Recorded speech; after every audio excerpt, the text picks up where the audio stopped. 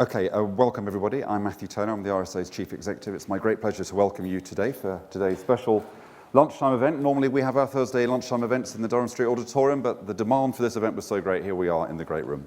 Can you make sure your mobile phones are switched to silent, but don't worry about using them because today's event is being live streamed. Welcome to our web viewers, and we encourage people to tweet. The hashtag is RSA policy, so do get involved in the discussion on Twitter. Just before we start, I'm going to ask you to bear with me for a moment. A colleague of ours at the RSA, Emma Linley, who worked in our social brain team, tragically died at the weekend. And this week, for all our events, we're having just a few moments silence in memory of Emma before we begin the event. So if I can ask you just to respect a few moments silence.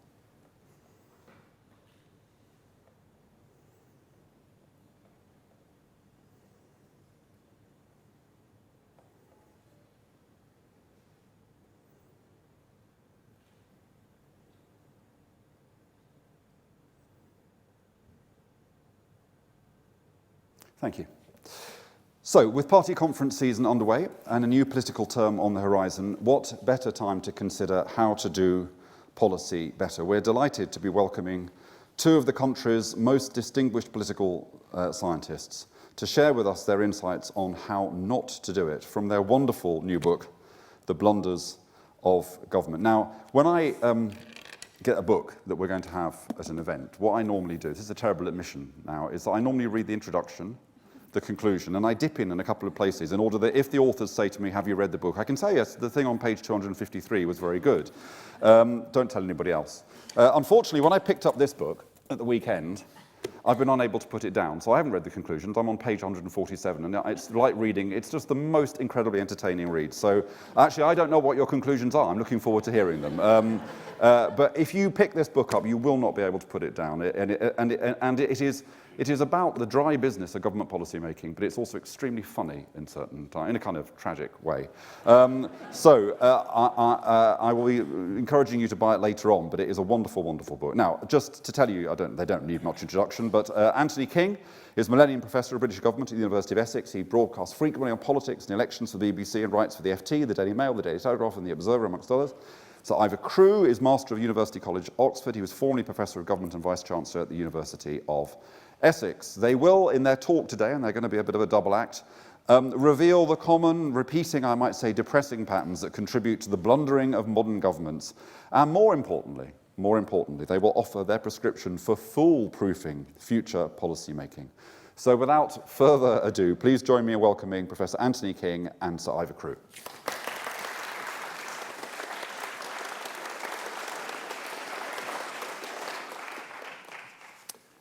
Well, good afternoon, everybody. The genesis of our book and its title is the very unsatisfactory quality of governance in the UK since at least the 1980s. We are badly governed, and we are badly governed unnecessarily, probably increasingly, and probably on a greater scale than at least some other comparable countries. I say probably because we cannot be certain of that. What we are sure of is that there are far too many major policy cock-ups.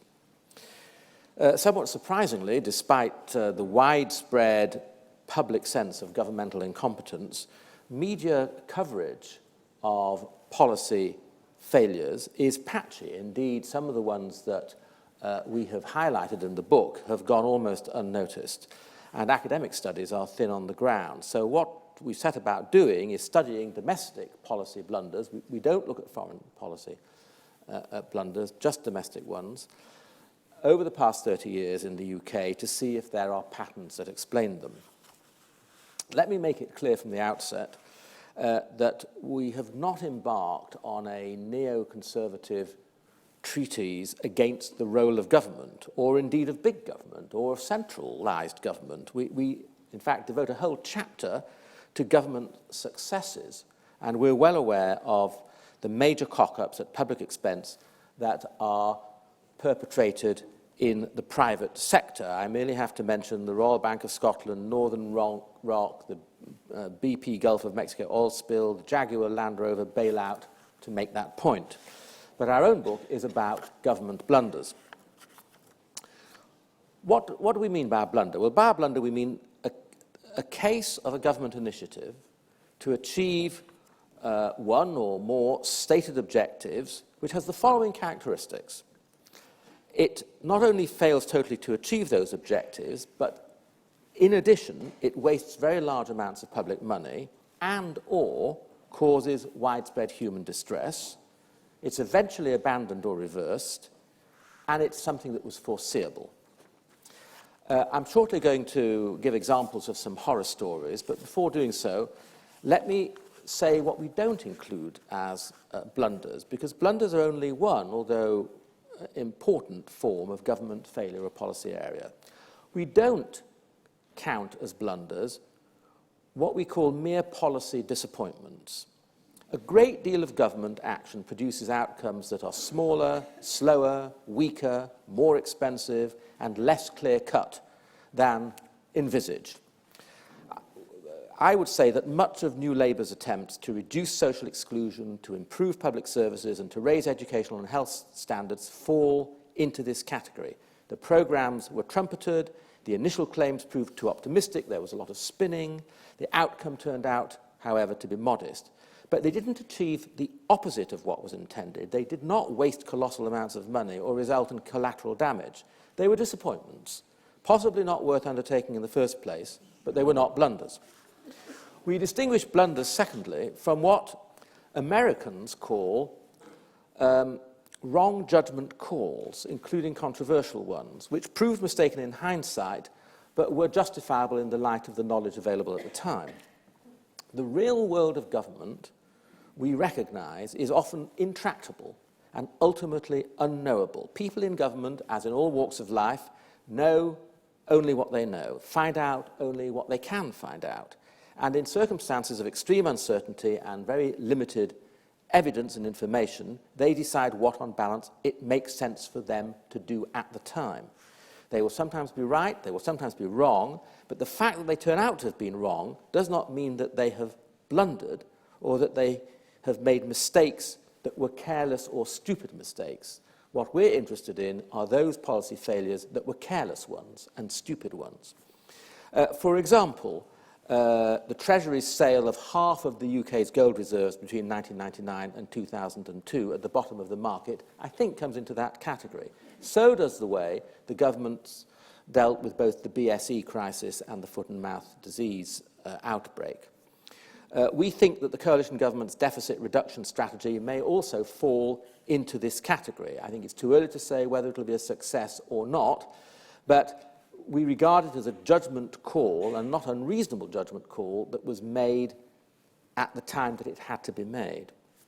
Finally, blunders are sins of commission, and we distinguish them from sins of omission. One could write a very compelling history of post-war UK government in terms of their failure to address, in good order and in good time, critical problems confronting the country. One thinks, for example, of the successive government's failure to deal effectively with the problems posed by an increasingly ageing population, or its tardiness in devising a national strategy for sustainable energy and food sufficiency. This form of government failure has massive public consequences. It deserves attention and explanation, but our own focus is on specific, identifiable sources of deliberate policy decisions that have gone spectacularly wrong. So perhaps sins of omission should be called meta-blunders. We studied 12 blunders from 1980 to 2010, and these were taken from a much longer list that was compiled from the suggestions that gushed forth from a large number of former ministers, senior officials, and political commentators. So here are the dirty dozen in chronological order. The widespread mis-selling of private pensions in the late 1980s. The poll tax, of course, the poll tax, the classic policy blunder, the mother of policy blunders. The Child Support Agency, established in 1993, still in desperate difficulties, although under another name after nearly 20 years. Britain's entry into the exchange rate mechanism in 1990 at the wrong level, and its humiliating exit 2 years later in 1992. The Millennium Dome in the year 2000, not desperately important in the scale of things, but it did lose £800 million, and it's an entertaining mishap. The fiasco of individual learning accounts in 2001, which was simply a charter for embezzlers and shysters. There are still trials of the fraudsters whom the government paid for the non-existing training of non-existing students. The whole business of the administration of tax credits, introduced in 2003, including the demands for large reimbursements from recipients long after the event. The Assets Recovery Agency, also established in 2003, as it happens, charged with recovering the ill-gotten gains of criminal activities, with taking the money that had been criminally obtained by the Mr. Biggs of this world, but that turned out to cost far more to run than it ever obtained and closed down after 5 years. The failure year after year from 2005 to 2009 to pay British farmers monies that were due to them from the EU, resulting in bankruptcies and indeed in some suicides amongst farmers. The endless problems with ill-conceived and over-ambitious government IT projects, most notably, but certainly not limited to, the abandonment of the NHS patient record system before it ever came into operation. The collapse of Metronet, which was the public-private partnership for the modernisation of the London Underground, at a cost of at least £2 billion to the taxpayer. And then finally, the on-again, off-again, on-again, and now apparently off-again introduction of ID cards, which has consumed a great deal of time and a considerable amount of public money. Let me now give you more of a flavour of the blunders. I'm going to describe just 3 of them, and then I shall hand over to Anthony King, who will talk about the causes of blunders, drawing from the cases that I'm going to sketch out. The poll tax. It was introduced in 1990 to replace property-based local taxes by a flat-rate community charge on all local adult residents. The older generations amongst you will probably remember it well. The Conservative Party, especially its local activists, vocal at annual conferences, had long regarded the rates as intrinsically unfair. 2 figures deeply embedded in Conservative iconography were always contrasted. On the one hand, there was the elderly widow living alone in her family house, paying the same rates as the family next door that consisted of mum, dad, and 3 strapping young men, they were always strapping, all bringing income into the household. The rates, moreover, weren't paid, or didn't appear to be paid, by council house tenants, and therefore funded the profligacy of Labour councils to fleece homeowners. That's how they were regarded. The community charge, it was believed, would be fairer, would make local authorities accountable to the local electorate, and would make them financially more prudent. Well, it was, as is well known, a colossal blunder. It was a huge blunder. It was uncollectible in some communities, especially the big cities. It cost £2.5 billion in uncollected taxes. It led to the collapse of the finances of a number of local authorities. It caused widespread human distress, especially among low-income owner-occupiers who suddenly found themselves charged at 2 or 3 times the level of their previous rates. There was rioting on the streets. It cost the Prime Minister her job, and it was eventually replaced by Michael Heseltine, I say eventually, and really only after 3 years, with the council tax, which was a return to a form of property tax, although one that was banded and included discounts and exemptions based on the size and composition of the household. So that's one of our blunders. Next, the Child Support Agency. The Child Support Agency was initiated by Mrs. Thatcher, and it was set up under John Major in 1993. And it was meant to address the rapidly growing problem of single mothers whose former partners were paying no child maintenance and who therefore had to rely on income support and other benefits. So-called feckless fathers had twigged that they could have children, abandon the mother, and leave it to the state to pick up the tab. And the tab was growing very rapidly throughout the 1980s. By that time, child maintenance issues were handled by the courts, but in most people's view, the courts were cumbersome, they were slow, they were arbitrarily inconsistent, and they were ineffective at enforcement. So the government established the Child Support Agency to assess, collect, and distribute all maintenance payments. And at the time, almost everybody thought it a good idea in principle, ranging from moral authoritarians and fiscal conservatives on the right to welfare champions and campaigning feminists on the left. It was not a party political issue. It was not an ideological issue. Everybody was in favour, except for a very small number of experts in the child poverty area who doubted that it would work.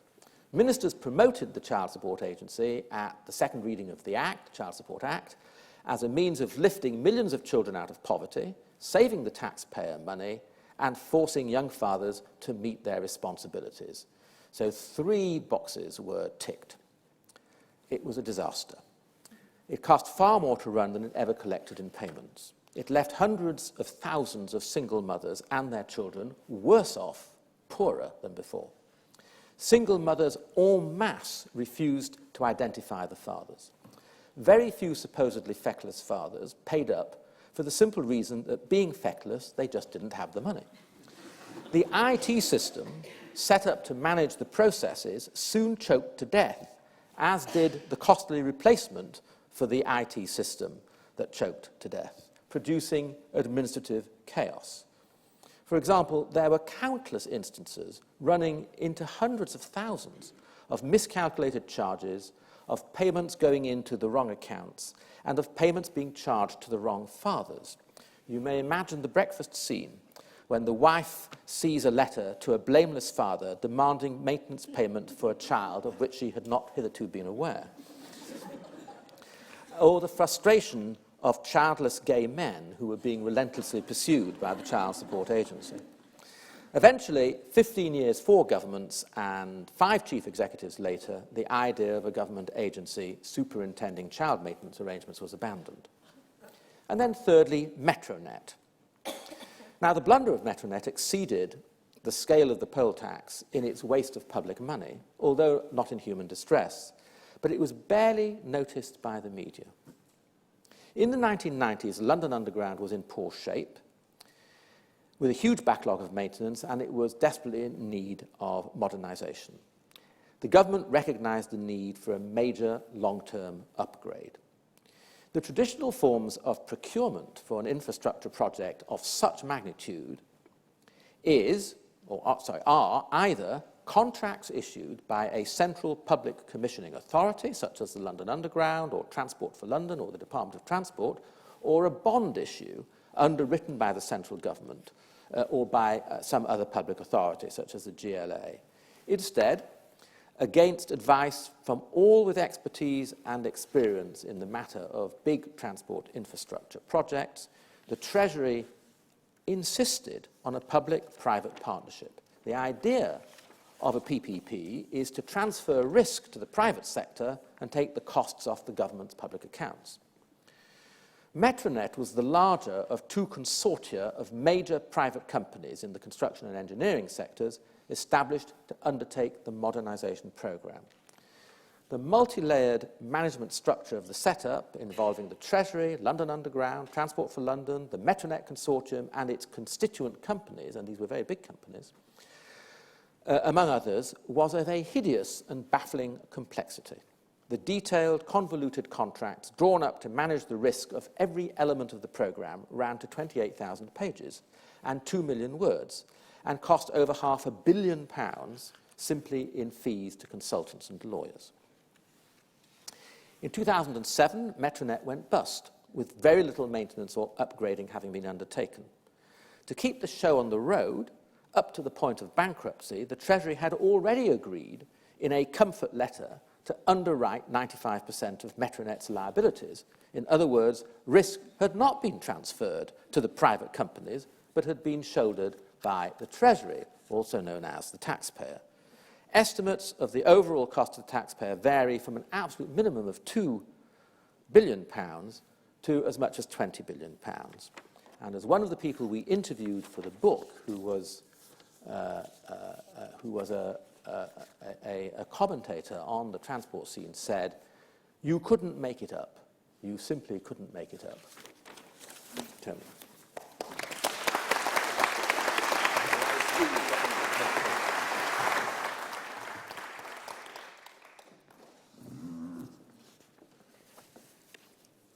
Before I get any further, may I emphasize one point that Ivor emphasized, and emphasize one point that he made in passing, but that I think needs greater emphasis. The first point to note is that much of this is indeed funny. It reads as though it were a Charlie Chaplin film, or Laurel and Hardy, or the Marx Brothers. He made that point, and we, I have to confess, enjoyed writing about some of these episodes. But that said, notice that we can, with difficulty, add up how much public money was wasted. It's very hard to add up how much human misery was cost.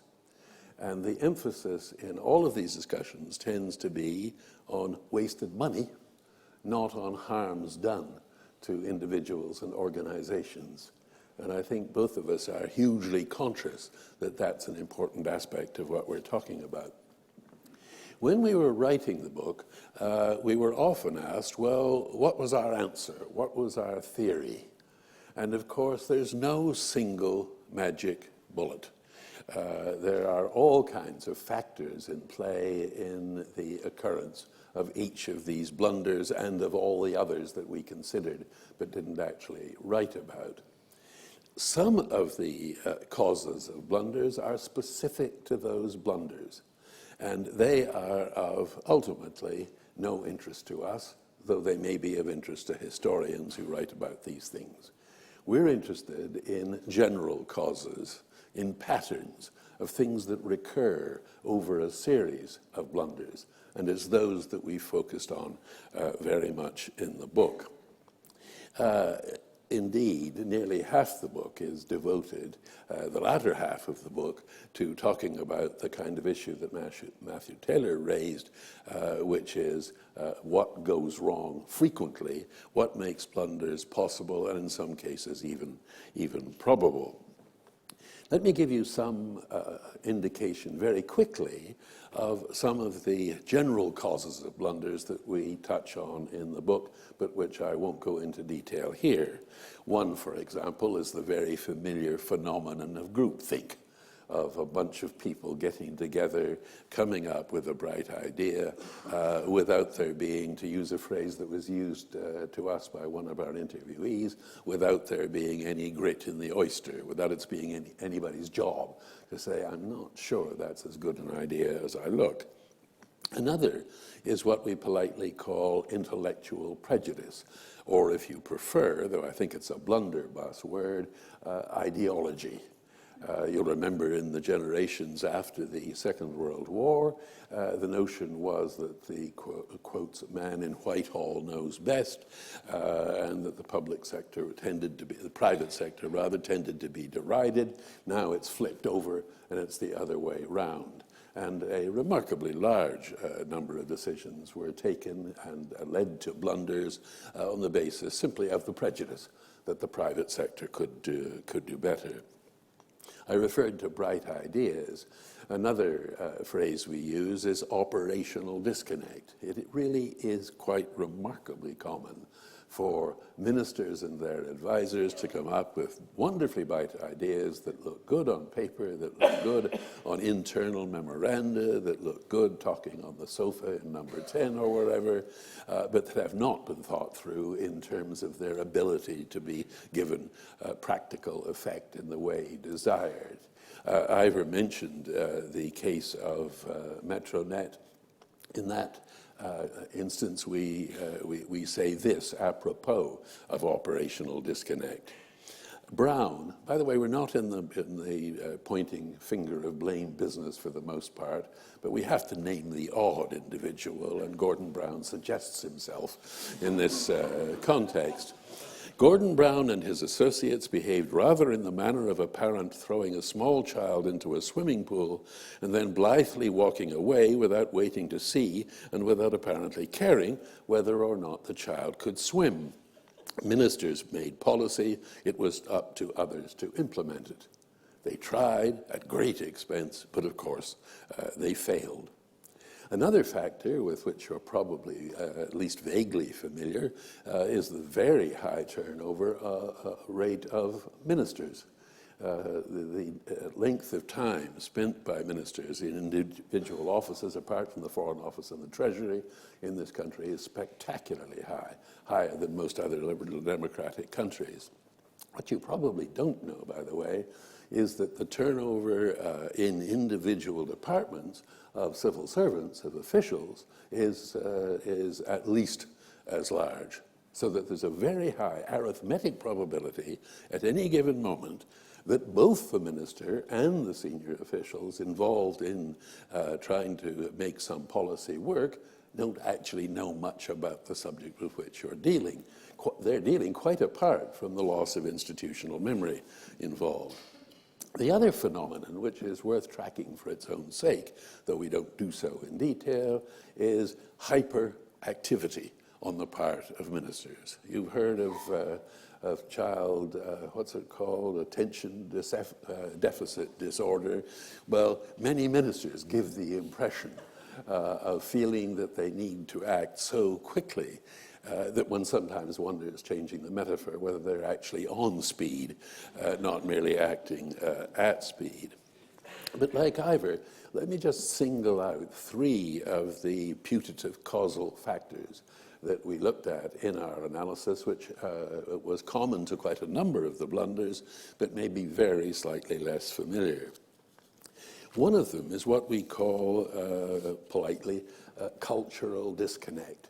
And by that, we simply mean that the authors of policies, ministers and senior officials, often clearly had no knowledge and no understanding of the people whose cooperation, or at least acquiescence, was required if that policy, if the policy they were proposing was to be made successful. Let me just give you 2 examples which we mention in the book but don't elaborate on.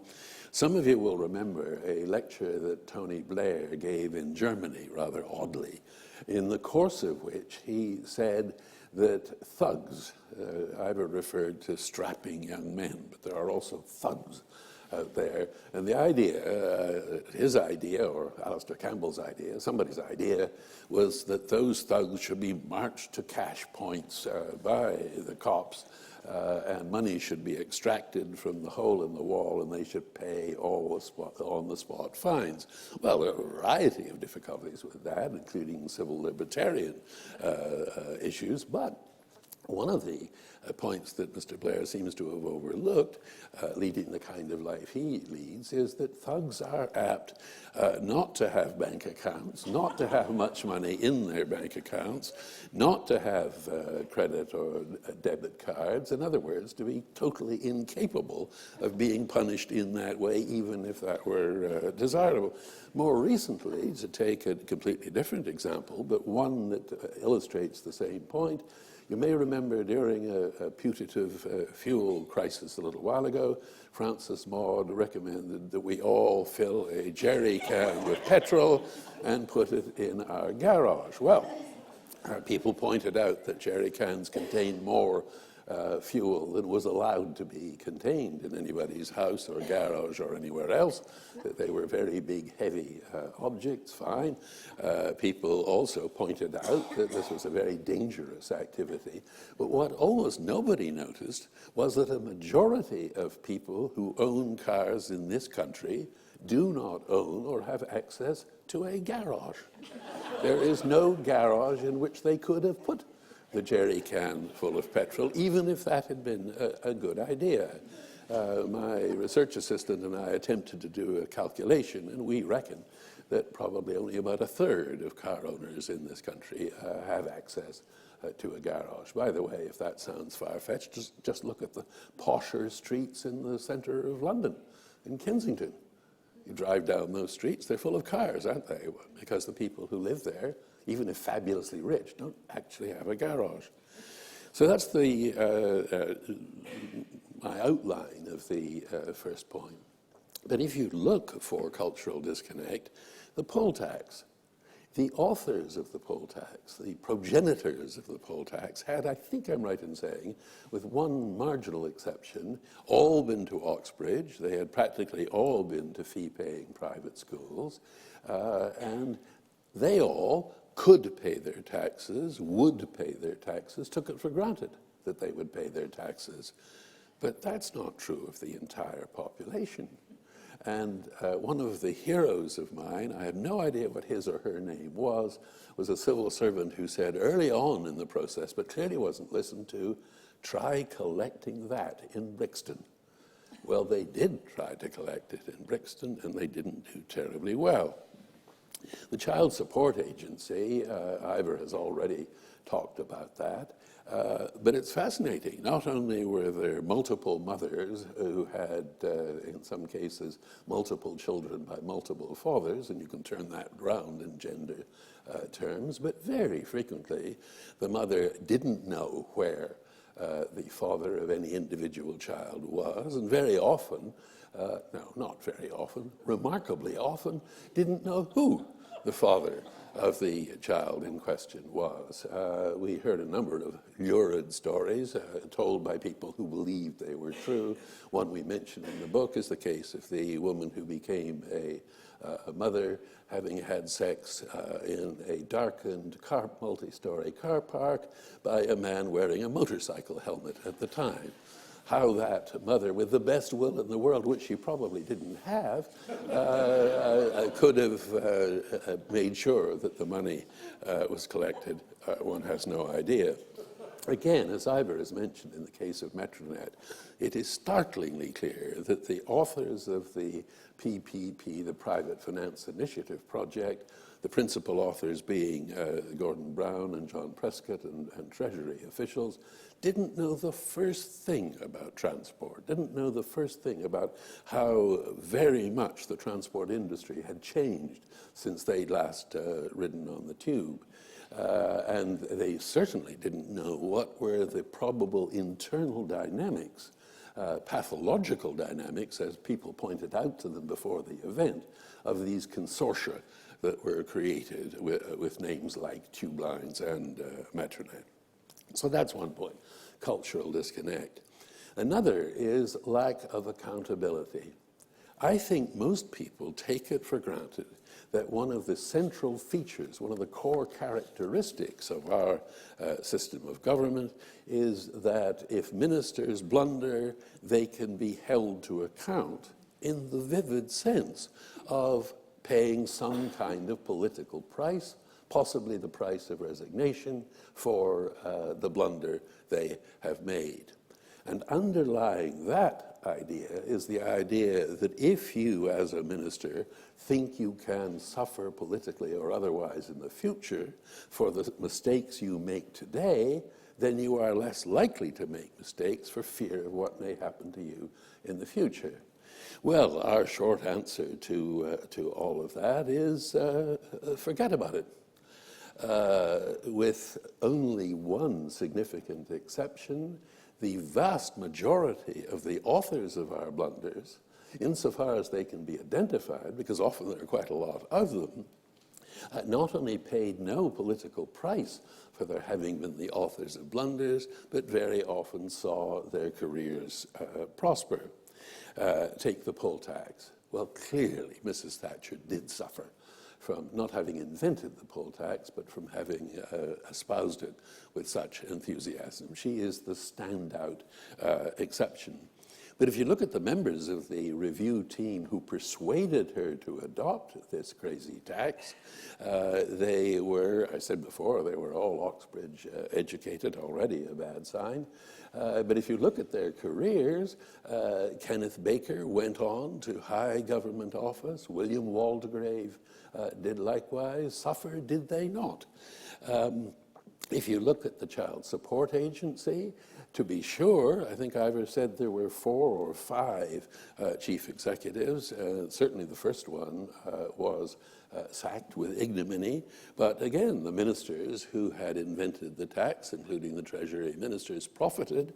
In the case of Metronet, Gordon Brown went on to be Chancellor for several more years, became Prime Minister. John Prescott remained Deputy Prime Minister until he left when Tony Blair left in 2007. Ivor mentioned in passing the Rural Payments Agency under the heading of accountability. It's one of my favorite instances because there were three people centrally involved in the mess of the non-payment of EU monies owing to English farmers. One was the executive head, the civil servant head of the Rural Payments Agency. One was the Secretary of State at the time, and one was the permanent secretary at DEFRA, the responsible department. You will not be surprised to be told that the chief executive of the Rural Payments Agency was duly sacked. You may be not surprised to be told, but it would be nice if you were, that the Secretary of State in charge of DEFRA was almost immediately promoted to be Foreign Secretary. And the permanent secretary, who'd been centrally involved, was almost immediately promoted from a relatively middle-ranking department, DEFRA, to be the permanent secretary of the then DTI, the Department of Trade and Industry. So, big blunders, identifiable authors, much promotion.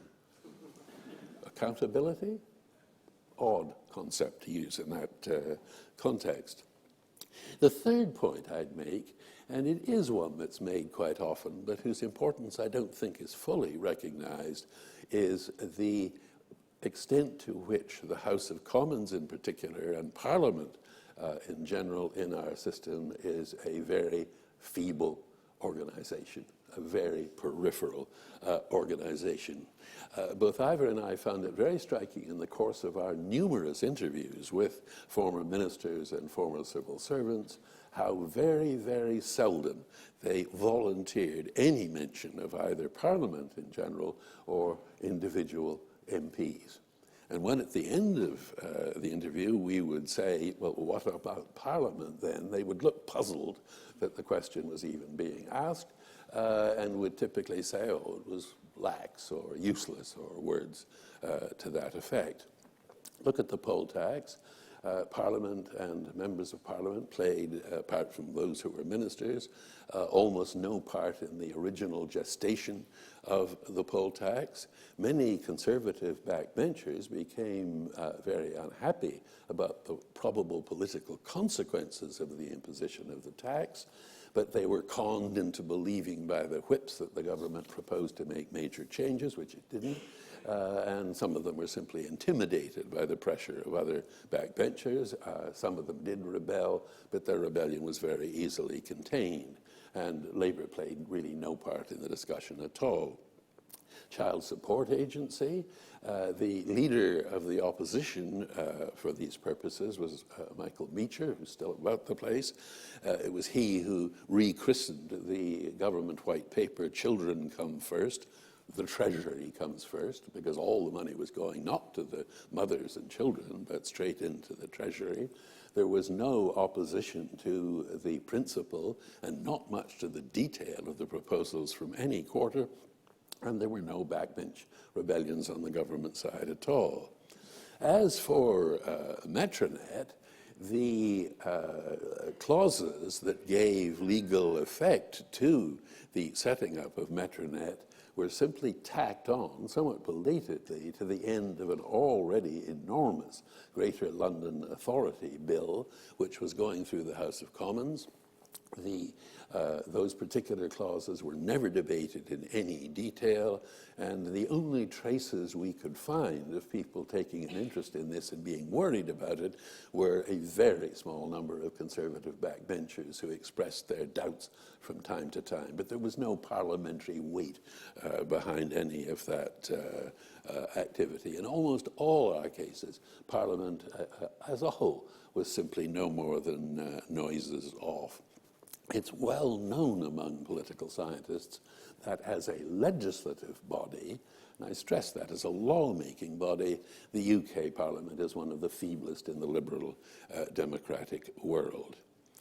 Let me just add one point, which is that overall, our sense is that our system suffers from an overriding deficit of deliberation, that too seldom are a variety of options considered for tackling any known problem, that too seldom is enough time taken to work out what the best option to choose is, and that there isn't nearly enough reaching out to people who might be expected either to have expertise of a professional kind or to the kind of people who are going to be affected by the policy in question. In the case of the poll tax, and I won't develop this in detail, there were a range of items simply off the agenda. A local sales tax, a local income tax.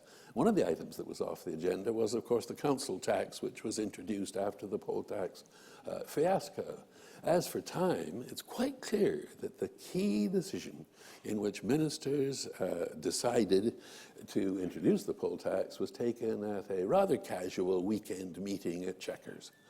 Talk about sofa government. Well, this wasn't sofa government, it was simply chairs arrayed rather like this and magic lantern shows that persuaded Mrs. Thatcher that that would be a good idea. And as for reaching out, you'd have thought that a tax that was going to be so radical, that it was going to affect tens of millions of people, might have been subject to some form of real consultation. And again, the fact that people who know about this know well, but I think most people don't know, is that among the people who were not consulted about the poll tax were local authority treasurers who were going to be responsible for trying to collect the money. That is seriously dumb. Notice that, by the way, in a system in which, and we pride ourselves on having a system where governments can take decisive action, it's damn near as easy to make the wrong decisions as to make the right ones. That's worth thinking about. In connection with all of this, and in connection with the remark I made earlier on that we're not in the business of finger pointing, except when we can't resist the temptation, let me sum up our overall view by quoting briefly from one of the last paragraphs in the main text of the book. We say this: Karl Marx used to insist to his followers that they direct their political fire not at individual capitalists, but against the capitalist system. In the same way, we take the view that in Britain, our attention is too often directed at the failings and foibles of individual politicians and parties, and not nearly enough towards the flaws in our political system. Our study of blunders has made us far more sympathetic towards radical change than we were when we started out. At the moment, there is an awful lot of talk about the need to improve the quality of our democracy. I think Ivor and I both take the view that the more pressing need by quite a wide margin is to improve the quality of British government.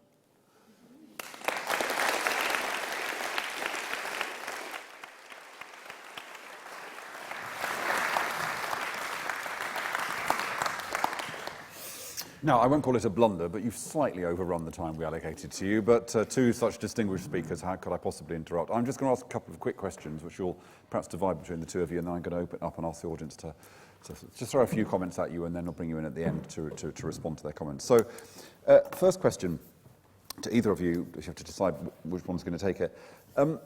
A colleague of mine, Joe Hallgarton, wrote a very good blog yesterday about Nick Clegg's announcement of free infant school meals, which you pointed out this policy has not been subject to any proper assessment of cost effectiveness. There isn't really any evidence that it particularly improves standards, and that one of the things it will do is pass a lot of money into the hands of the private caterers who provide these school meals, who don't need to worry about negotiating because they've just been basically told market's going to expand whatever you do.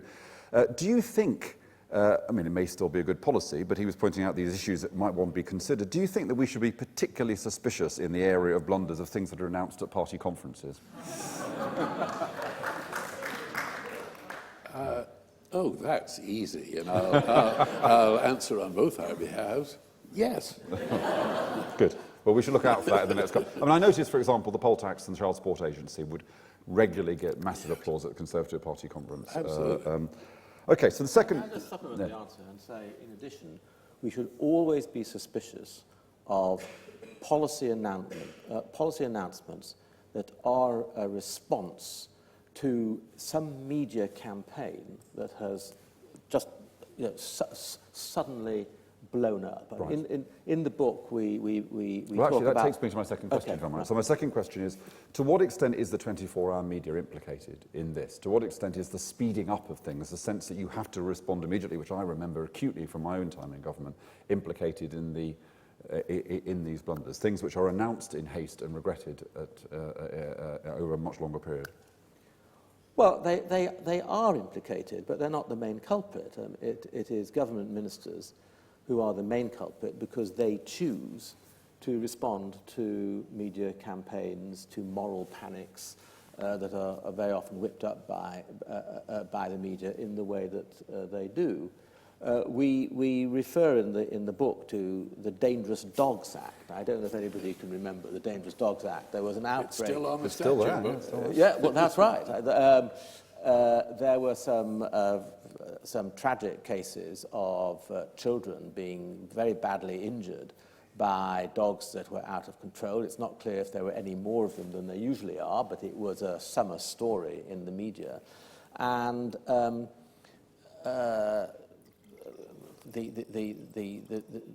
media said something must be done, and so the government minister decided that something should consist of legislation, namely the Dangerous Dogs Act, which tried and failed to define a dangerous breed of dog. It can't be done,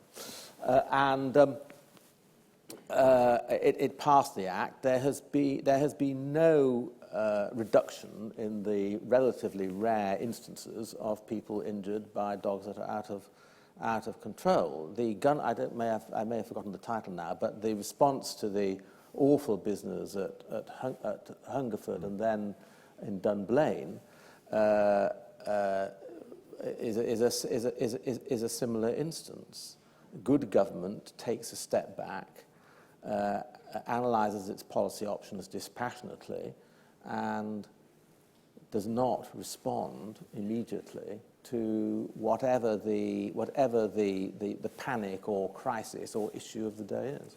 And then finally, a broader question, which is, to what extent do you think that part of what's going on here is to do with the kind of cult of, what I would call the cult of leadership? So if you go to airport bookstores or any bookstore, there's hundreds of books about leadership. You know, this is the great thing. If only we could sort out leadership. And a lot of public policy has been about superheads and all this kind of stuff. So, how many books are there of czars and czarinas? There are very few books in comparison about how you actually deliver things, how you manage processes, how you deliver projects. And I know my own experience of Tony Blair to an extent, and of that Labour government, was a kind of sense that defying civil servants who said it was going to be hard to do, that driving the change against the blockers was a kind of virility symbol, you know.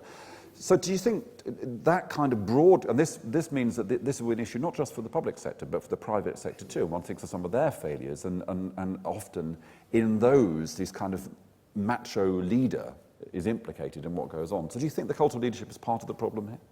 I agree with all of that, and there are various points later in the book, which you haven't got to, where we touch on that issue.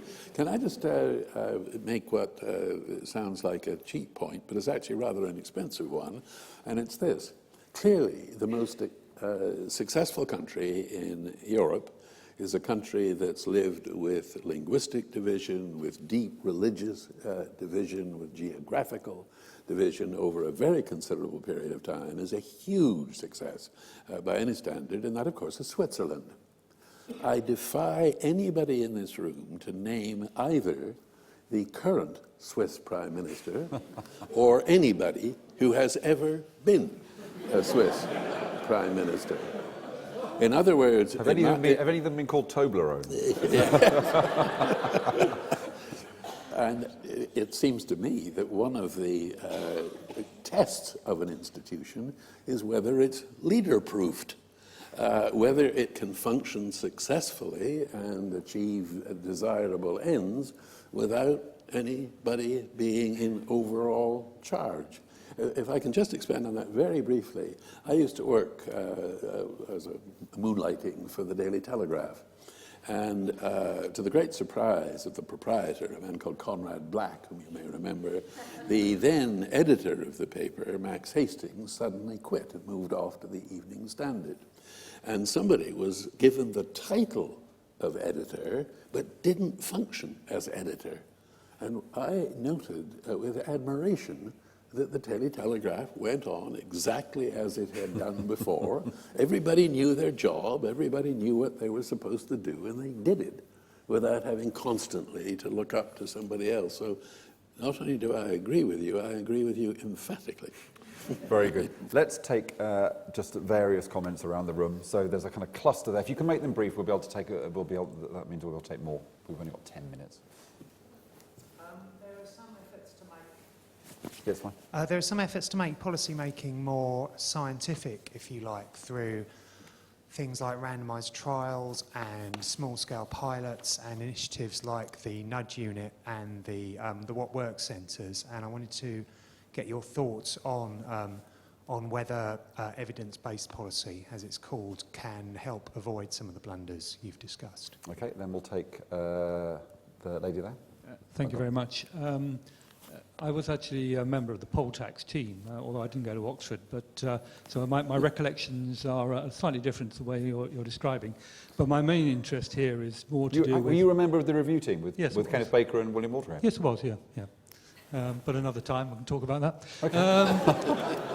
But the point I want to make now, my interest currently as a member of the Better Government Initiative, is that we're very keen to try to find some mechanism which means that there are actually quite good and comprehensive rules about how to do policy properly, are actually written by the Treasury and by the Cabinet Office, but they are, they're only observed occasionally by ministers when it suits them.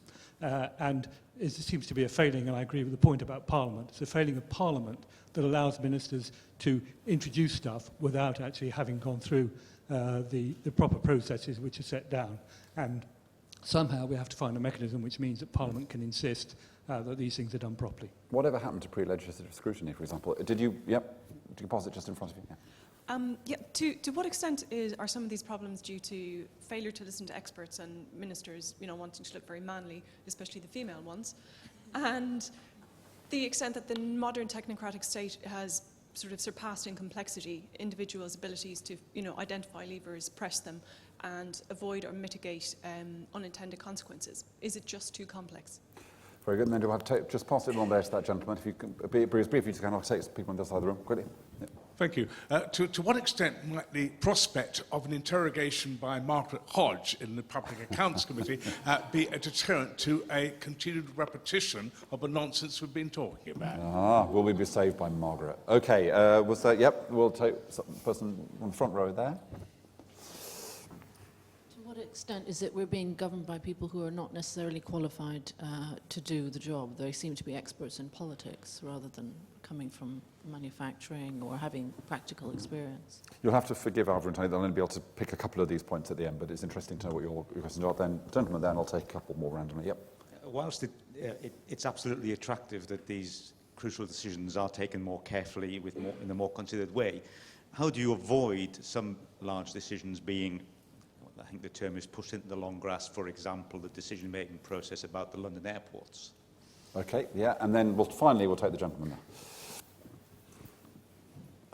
In recent decades, we've seen the stripping out from the civil service of any professional expertise in a knowledge of particular sectors. Is there any sort of trace that is having an impact on policy making and the level of blunders being carried out?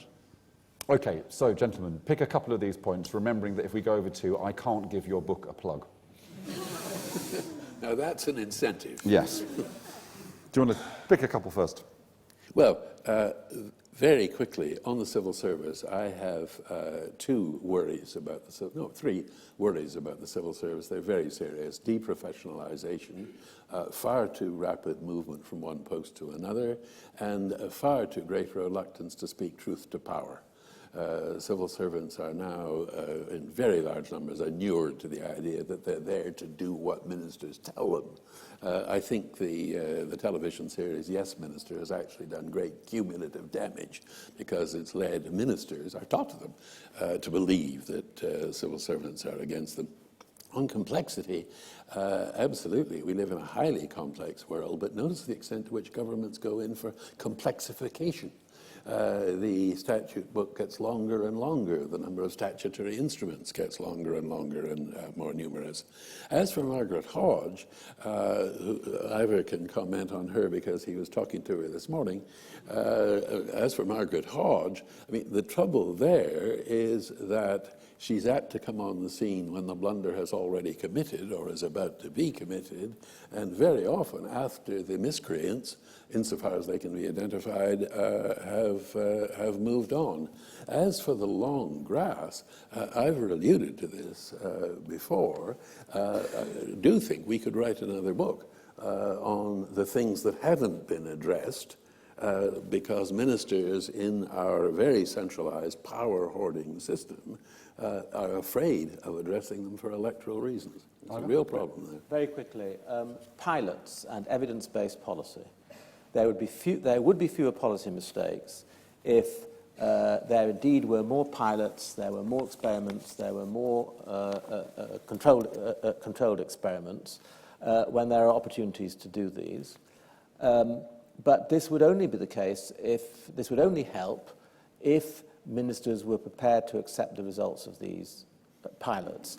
I did talk to Margaret Hodge actually in a pre-recorded interview for The World at One today, and she took me a little bit to task on the chapter on individual learning accounts because she said you've got to understand that if there is to be innovation in public policy, which is obviously a good thing, then sometimes it's going to go wrong. And I had to point out to her that on that occasion, pilots were done, and they were then ignored by the government. The evidence was simply ignored by the government because they did not produce the results that the minister actually wanted. But certainly, in quite a number of our case studies, there were no dry runs. There were no experiments. There were no attempts to say try it out in a particular area of the country before rolling it out to the whole of the country. There were no evaluation programs, and if there was any evaluation at all, unfortunately, it tended to be ignored. Well, thank you both very much. The one policy area that I was surprised didn't appear in the book, although it kind of does through Metronet, but is PFI as a whole. The one that I predict will be in a book in 10 years' time will be payment by results. Just as a mechanism across government, which is exaggerated in terms of people's view of its efficacy and therefore leads to blunders. Anyway, that's my prediction for the future. This book is absolutely mesmerizing. You won't be able to put it down. You will regale people with the stories that you have read in it, and you will find yourself laughing out loud on the tube. And if it's the chapter about Metronet, telling the person sitting next to you why it is that the tube train is still so uncomfortable because all this money was wasted that could have been spent on air conditioning. So I recommend that you buy it strongly. I think both our authors are willing to sign it for you if you buy it and bring it up to the stage. It's outside. It's available outside the room. It just remains for me to ask you to join me in thanking Anthony King and Ivor Crewe.